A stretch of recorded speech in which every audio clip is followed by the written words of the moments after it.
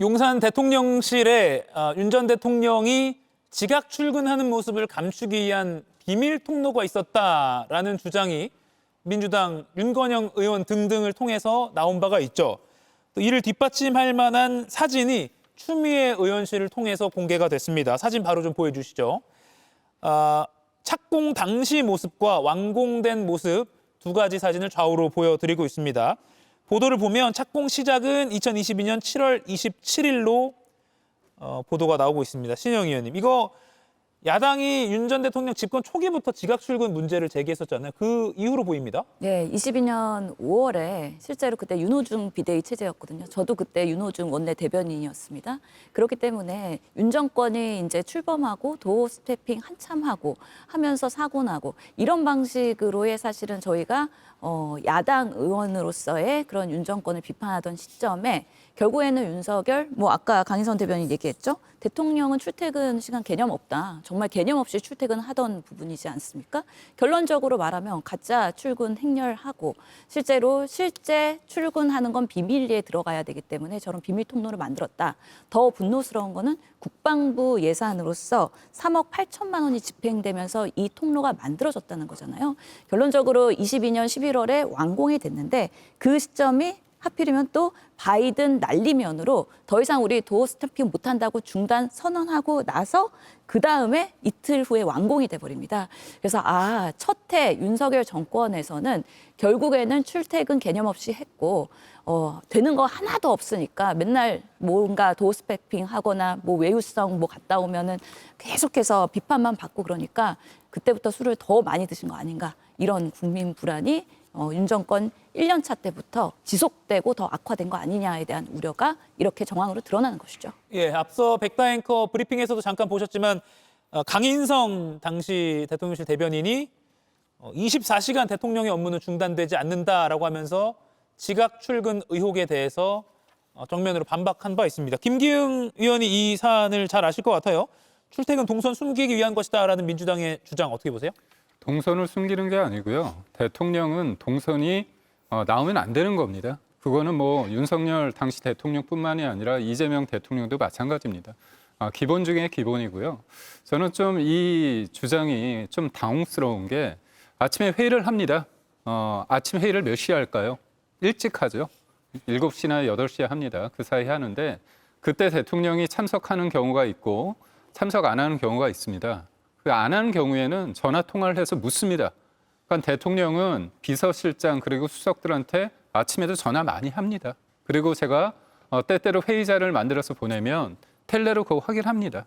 그렇다면 대통령실에서 출근했을 때는 일하는 거고 그때 그 수석이나 비서관한테 전화해서 확인하는 건 일을 하지 않는 건가요? 그게 아닙니다. 그리고 저 공사를 했던 그 장소가 기자실 옆입니다. 그래서 공사하는 거를 사람들이 가려져 있지만 어떤 의미의 공사인지 다 알고 있습니다.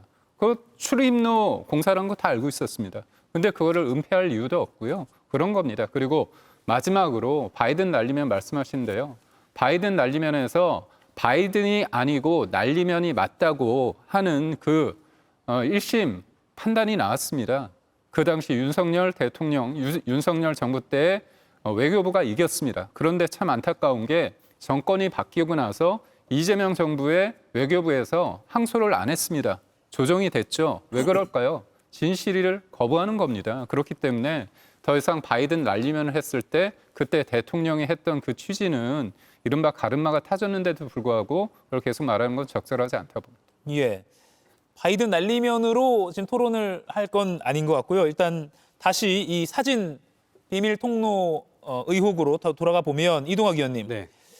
당시 이제 초반에는 한남동 관저가 아니라 서초동에서 용산 대통령실로 출근하느라고 교통 통제 이런 거에 대한 불편 이런 기사도 좀 나왔던 걸 기억하고요. 또 거짓 행렬을 먼저 보내고 나중에 출근하는 거 아니야 이런 의혹까지 있었어요. 그래서 저것까지도 의구심을 갖고 지켜보는 시선이 있을 수밖에 없다 이런 분석도 나오거든요.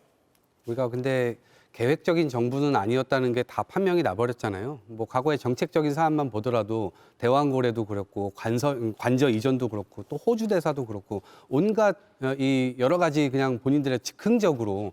근데 저는 이렇게 할 수밖에 없었던 것이 본인 스스로가 왕적 사관, 내가 마음대로 뭔가 결정을 하면 그 즉시 바로 이루어질 수 있다라고 생각을 했었던 것이 아닌가라는 생각이 들고요. 처음에 저는 가짜 출근 차량을 보낸다라고 했을 때 너무 황당했어요. 그런데 나중에 알고 보니까 가짜 퇴근 차량도 보냈다는 거예요. 그러니까 관저에서 문제뿐만 아니라 용산 집무실에서도 술을 마셨다는 거 아닙니까? 그리고 난 다음에 퇴근을 해야 되는데 김건희 여사가 이 술 많이 마시는 날을 들어오지 말라고 했었다는 거예요. 이런 얘기들이 왕왕 들려왔습니다. 그러니까 국민들 입장에서는 대통령이 왜 퇴근을 안 하지?